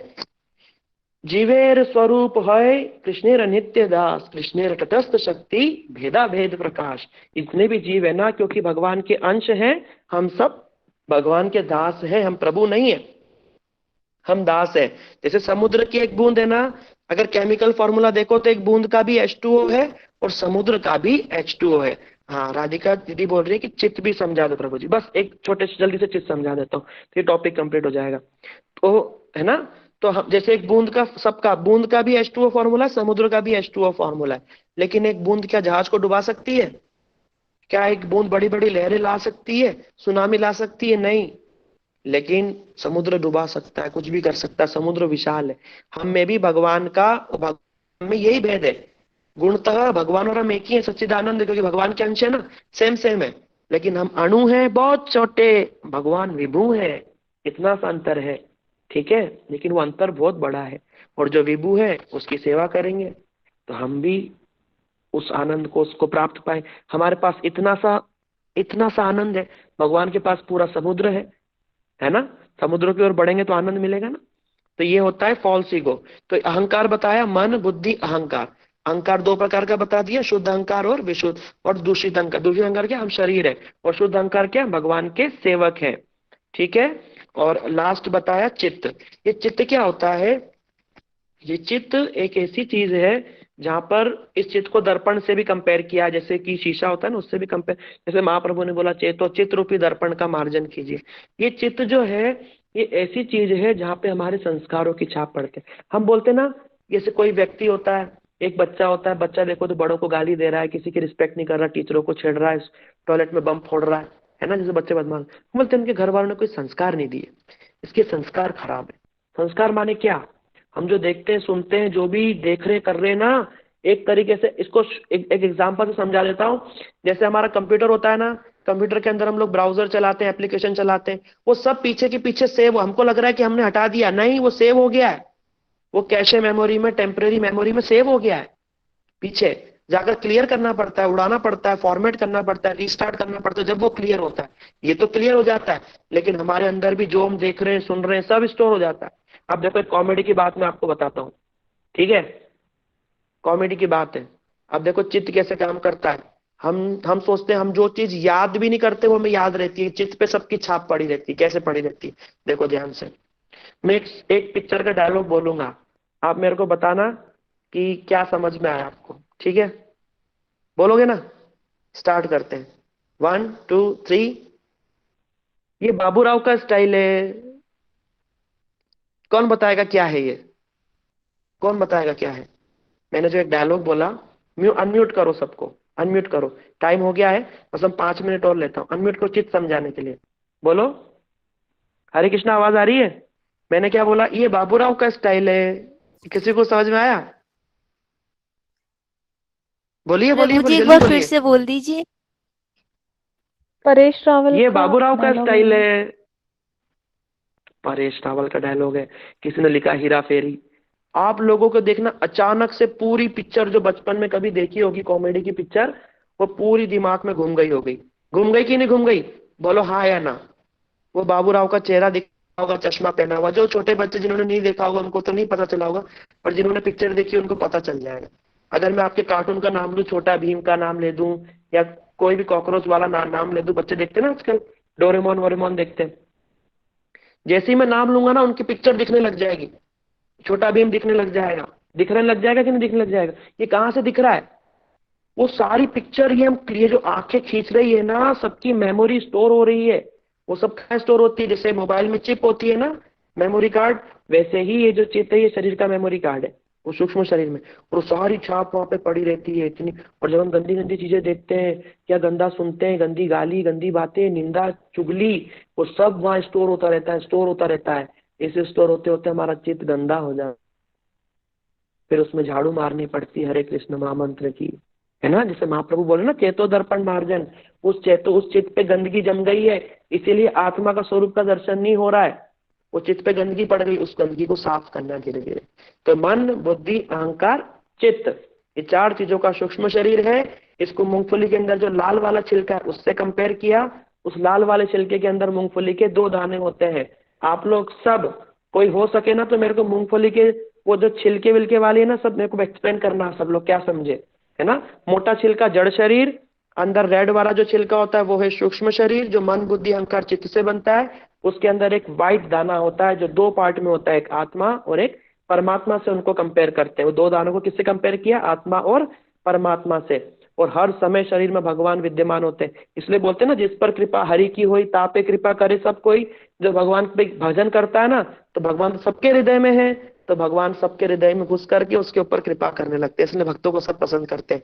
और इसका एक श्लोक आता है, वो श्लोक कहता है, द्वा सुपर्णा संयुज सखाया समानम वृक्षम परिशस्व जाते पीपलम स्वादति अनश्चना न अन्य विचाकशीति, कि जिस प्रकार एक पेड़ पर दो पक्षी बैठे हुए हैं और एक पक्षी तो बैठा हुआ है और दूसरा पक्षी खट्टे मीठे फल खा रहा है, और खट्टे फल खाता है तो ऐसे ऐसे उसको खट्टा लगता है, और जब मीठे फल खाता है तो ऐसे ऐसे खुश होता है, और जो दूसरा पक्षी है वो उसको केवल देख रहा है। ये श्वेताश्वर उपनिषद के अंदर ये श्लोक को दिया हुआ है, और ये श्लोक बोलता है द्वा सुपर्णा संयुज सखाया, कि जिस प्रकार वो जो दो, एक वृक्ष पे, एक वृक्ष की डाली पर दो तोते बैठे हुए हैं, सुपर्णा माने दो तोते बैठे, पक्षी बैठे हुए हैं, एक खट्टे मीठे फल खा रहा है और एक पक्षी देख रहा है। ये किसके लिए बोला है? वो जो एक पक्षी जो देख रहा है ना, वो है भगवान साक्षी रूप में अंतर्यामी परमात्मा, जिसको बोला है। हाँ, फिर तो सब पर कृपा होनी चाहिए। हाँ प्रभु जी, वो प्रश्न चला गया, क्या प्रश्न है, कैसे देखेंगे, कैसे दिखेगा? बहुत अच्छा प्रश्न पूछा था, बहुत अच्छा प्रश्न पूछा था, किसने पूछा था? फिर तो सब पर कृपा होनी चाहिए अगर दोनों आत्मा परमात्मा सब पर है। बिल्कुल सही है, ये तो मैं समझा रहा हूं कि जो दो पक्षी है ना, एक पक्षी केवल साक्षी रूप में बैठा हुआ है। किस रूप में बैठा हुआ है? केवल साक्षी, विटनेस के रूप में। वहां भगवान केवल विटनेस के रूप में बैठे हुए हैं। ये भगवान का एक रूप है। आपने पिछली क्लासेस में सुना होगा, इनको बोलते हैं क्षीरोदक्षाई विष्णु, है ना। गर्भोदक्षाई विष्णु और कारणोदक्षाई विष्णु और क्षीरोदक्षाई विष्णु या अंतरदशाई विष्णु। ये जो क्षीरोदक्षाई विष्णु है, ये सबके हृदय में बैठे हुए हैं, सबके हृदय में साक्षी रूप में। हम क्या कर रहे हैं, क्या नहीं कर रहे हैं, एक तो चित्रगुप्त के पास में फाइल है और दूसरा भगवान भी देख रहे हैं। कल को चित्रगुप्त से गलती हो जाए तो भगवान रिस्पॉन्सिबल है, भगवान डिसीजन देंगे कि भाई मैंने देखा है, सब देखा है, क्या करा क्या नहीं करा। इसलिए भगवान सबके अंदर बैठे हुए हैं। अब उनका जो प्रश्न था कि भाई भगवान सबके अंदर बैठे हुए हैं तो भाई सबके ऊपर में कृपा होनी चाहिए, नहीं ऐसा नहीं। जो भगवान के अंदर बैठे हुए, लेकिन भगवान दखल अंदाजी नहीं करते, केवल देखते, केवल देखते। जो तुम जो भी हमारे कर रहे हैं ना, इस सब शरीरों की जो टोटल कॉम्बिनेशन से हम जो भी कर रहे हैं, भगवान केवल दृष्टा है, साक्षी है, केवल देख रहे हैं। वो ना हमें कुछ भी नहीं। और जो हमारी आत्मा है ना, वो क्योंकि भगवान का अंश है, इसलिए कहीं ना कहीं वो बेचारी हर समय, जो हमारी जो अंतर आत्मा होती है ना, वो हमें इशारा करती है कि भाई ऐसा मत करो। एक उदाहरण देता हूँ, जब भी हम चोरी करते हैं तो डर लगने लगता है, अंदर से डर लगने लगता है, लगने लगता है, क्यों लगने लगता है? चोरी करके देखना, एक बार झूठ बोल करके देखना, कहीं चुपके चुपके भाग करके देखना, अंदर अंदर डर लगने लगेगा। वो डर क्यों लगता है? वो डर इसलिए लगता है कि वो जो अंतरात्मा है वो हमेशा सही बोलती है। लेकिन हम उस आत्मा के जितने क्लोज जाएंगे, उतने ज्यादा ही हम एक सत्य की ओर बढ़ेंगे, आनंद की ओर बढ़ेंगे और ज्ञान की ओर बढ़ेंगे। इसलिए हमको ये अंदर की यात्रा है, ये बड़ी सुंदर यात्रा है। ये शास्त्रों के माध्यम से हम कर सकते हैं। ये कानों के द्वारा हरि कथा सुनते सुनते धीरे धीरे, शनै शनै, धीरे धीरे रे मना, धीरे सब कुछ होए, धीरे धीरे रे मना, धीरे सब कुछ होए, माली सींचे सो गड़ा, ऋतु आवे फल होए। धीरे धीरे, स्टेप बाय स्टेप हम लोग सब सीखेंगे। अपने जीवन में एक चीज को जरूर जोड़ लेना, वो है भगवान का जो प्रेम का मंत्र है, हरे कृष्णा हरे कृष्णा। जो मंत्र है उसको जोड़ लो, और ये जो तत्व सिद्धांत आपको सिखा रहे हैं, इनको सीख लीजिए। और जो मूंगफली का उदाहरण दिया, बड़ा सुंदर उदाहरण है। एक नोट्स बनाना, उसमें एक मूंगफली बनाना, ड्राइंग की भी प्रैक्टिस हो जाएगी। उसके अंदर मूंगफली का बाहर का छिलका बनाना पहले, फिर उसके अंदर एक दाना, उसकी रेड परत बनाना, फिर वो जो दो दाने चिपके रहते हैं उसको बनाना, उसको आत्मा परमात्मा से रिलेट करा, उसको सूक्ष्म शरीर जो कि मन बुद्धि अहंकार चित्त से बना है, और जड़ शरीर को बाहर का छिलका बोला है। तो यहीं पर हम अपनी बात को रख देते हैं। और अंत में, क्योंकि सर्च फॉर हैप्पीनेस भी था, तो जब आत्मा परमात्मा की भक्ति करेगी तब ही उसको सुख मिल सकता है। और कोई उपाय नहीं है, और कोई उपाय नहीं है, और कोई उपाय नहीं है। जिसको तुलसीदास जी कहते हैं, पानी मते वारी मते घृत होत बरु, सिकता ते बरु तेल, बिन हरि भजन भवन तरई, यह सिद्धांत अपेल। वो कह रहे हैं कि मैं फालतू बात नहीं बोल रहा हूँ, क्या बोल रहा हूँ? सिद्धांत बोल रहा हूँ। I am telling you the law बोल रहे हैं, सिद्धांत। यह सिद्धांत प्रिंसिपल बता रहे हैं, यह सिद्धांत अपेल, बिना भजन के कोई भवसागर से पार नहीं हो सकता। कमठ पीठ जा मई बहु बारा, बंध हो सुत बरु काहू ही मारा, फूल ही नभ बरु बहुविधि फूला, जीव न लह सुख हरि प्रतिकूला। हरि माने भगवान से विमुख होकर के, प्रतिकूल होकर के जीव कभी सुख नहीं प्राप्त कर सकता। हरि विमुख कहीं सुख नहीं पावा, सो दुर्लभ सब ग्रंथन गावा। भैया जितना इसके बारे में मेरे को आता था, जो मैंने वैसे ढूंढ ढांड करके ये सब नोट बना करके आपको बताने की चेष्टा करी है, मेरे से कोई गलती हो तो क्षमा करना बाबा। लेकिन मैंने बात बहुत अच्छी अच्छी बात आपको बताई है, ये हमारे गुरुजी से ये सब हमने सीखा है। इसमें और भी इतने सारे तत्व हैं, बहुत सुंदर सुंदर बातें हैं, लेकिन अगर आप इंटरेस्ट दिखाओगे ना तभी हम आगे सीख पाएंगे और जान पाएंगे, ठीक है। और एक साइंस की बात, क्योंकि मैंने आपको पहले बोला था कि शास्त्र के साथ साथ आपको एक साइंस की बात भी बताएंगे, तो साइंस में अभी प्रेजेंट में एक रिसर्च हुई है जिसको एक गॉड पार्टिकल का नाम, कोई मुझे उस गॉड पार्टिकल का नाम बता दिया ना, उस गॉड पार्टिकल का नाम बताएगा कोई मुझे? उसको जरूर जरूर हम लोग प्राइज देंगे, ठाकुर जी का प्रसाद या कुछ तो भी तो भिजवाएंगे उनके लिए। बताओ, बोलिए। अगर गॉड पार्टिकल अभी रिसेंट में समझ लो 7-8 साल पहले गॉड पार्टिकल की इन्वेंशन हुई थी, उस गॉड पार्टिकल का क्या नाम था? कौन से साइंटिस्ट थे जिन्होंने उसकी रिसर्च करी थी? और उन्होंने बोला कि भैया पहले एटम के अंदर क्या होते थे? पहले तो बोला कि भाई एटम स्मॉलेस्ट है, फिर बोला नहीं एटम के अंदर कुछ इलेक्ट्रॉन्स होते हैं, नहीं, फिर बोले इलेक्ट्रॉन्स के साथ में प्रोटॉन भी होते हैं, फिर बोला नहीं इलेक्ट्रॉन प्रोटॉन न्यूट्रॉन तीनों होते हैं, फिर बाद में अभी लेटेस्ट बोला है कि इलेक्ट्रॉन प्रोटॉन न्यूट्रॉन के साथ में एक गॉड पार्टिकल होता है जिसकी सत्ता से इलेक्ट्रॉन्स मूव करते हैं न्यूक्लियस के आसपास, ठीक है। वो सत्ता की बोला गॉड पार्टिकल, वो गॉड पार्टिकल का नाम था हिग्स बोसोन। बच्चों लिख लो, हिग्स बोसोन तुम्हें काम आएगा बाद में, है ना, जनरल नॉलेज में काम आएगा। उसका नाम है हिग्स बोसोन। ये बोस नाम के साइंटिस्ट थे इंडिया के, उन्होंने ही कभी ये फिलॉसफी दी थी कि भैया एक जिसको बोलते हैं ना, क्या बोलते हैं, कण कण में भगवान है, सुना है ना, कण कण में भगवान है। इसको प्रहलाद महाराज जी क्या बोलते हैं? प्रहलाद महाराज जी क्या बोलते हैं? जब कण कण में भगवान की अनुभूति हमको हो जाएगी ना, अरे भगवान सर्वत्र है, सर्वव्यापी है, तब क्या होगा? हमें निर्भय। प्रहलाद महाराज क्या हो गए? प्रहलाद महाराज जी को डर ही नहीं लगता था, उसने सांपों में फेंक दिया, गहरे कुएं में डाल दिया, तलवार से कटवा रहा है। होली का जब होली आएगी ना, होलिका से जलवाने की कोशिश करी, प्रहलाद महाराज जी कोई डर नहीं, बोले नारायण नारायण हरि हरि, और आनंद में। हिरण्यकशिपु बोल रहा है इतना मारने की कोशिश कर रहा हूँ, ये क्या इतना डर भी नहीं लगता? अंत में बोला इतना निर्भीक क्यों है? बोला मेरे को तो प्रभु का आशीर्वाद है। बोला प्रभु कहाँ है तेरा प्रभु? बोलते हैं ए तो नरसिंहा पर तो नरसिंहा, यतो यतो यामि ततो नरसिंहा, बहे नरसिंहा हृदय नरसिंहा, नरसिंह मतिम शरणम प्रपद्ये। बोला हर जगह नरसिंह नजर आते हैं, अंत में नरसिंह भगवान प्रकट होकर के उसको फाड़ दिया हिरण्यकशिपु, ठीक है। तो हिग्स बोसोन वो गॉड पार्टिकल है जो सिद्ध करता है कि भगवान हर तरफ, उसको साइंस भी गॉड पार्टिकल के नाम से बोलता है, और हम लोग तो बोलते ही है कण कण में भगवान है। तो इसी के साथ में आज का ये सेशन हम खत्म करते हैं और यहाँ पे विश्राम लेते हैं, फिर कभी मौका पड़ेगा तो इस विषय में जानेंगे। रिवीजन क्लास जो हमारी राधिका दीदी है, मैंने बहुत सारी चीजें छूट गई हैं, और राधिका दीदी बहुत अच्छी काउंसलर है, बहुत अच्छी। जब वो क्लास लेंगी ना आप सब खुश हो जाओगे। वो एक रिवीजन क्लास लेंगी वेंसडे को, शायद आपके पास में आ जाएगा शेड्यूल। जब वो क्लास लेंगे आपको और भी सुंदर सुंदर बातें बताएंगी, ये सारी बातें जो मैंने बताई है ये भी उसमें रिवाइज हो जाएंगी। बस इसी के साथ में कृष्ण की ओर चलते रहिए और राधे राधे हरे कृष्ण महामंत्र का जाप करते रहिए, इसी में ही अल्टीमेट हैप्पीनेस मिलेगी हमको। और दुनिया में कुछ भी कर लो सुख नहीं मिलेगा, दुनिया में जो भी कर रहे हैं अगर उसमें ये चीजें जोड़ दी तब तो क्या, फिर आनंद ही आनंद है ना। यही बोल करके आपसे मैं कुछ गलती होने के लिए क्षमा भी चाहता हूँ, और थोड़ा लेट भी हो गया, मैंने 20 मिनट एक्स्ट्रा बोल दिया है, उसके लिए भी क्षमा करना। यहीं पर मैं अपनी वाणी को विश्राम देता हूँ। वांछा कल्पतरुभ्यश्च कृपा सिंधु भयवच पतितानां पावनेभ्यो वैष्णवेभ्यो नमो नमः। और किसी का कोई प्रश्न हो तो फिर ग्रुप में पूछ सकते हैं, और आपको ये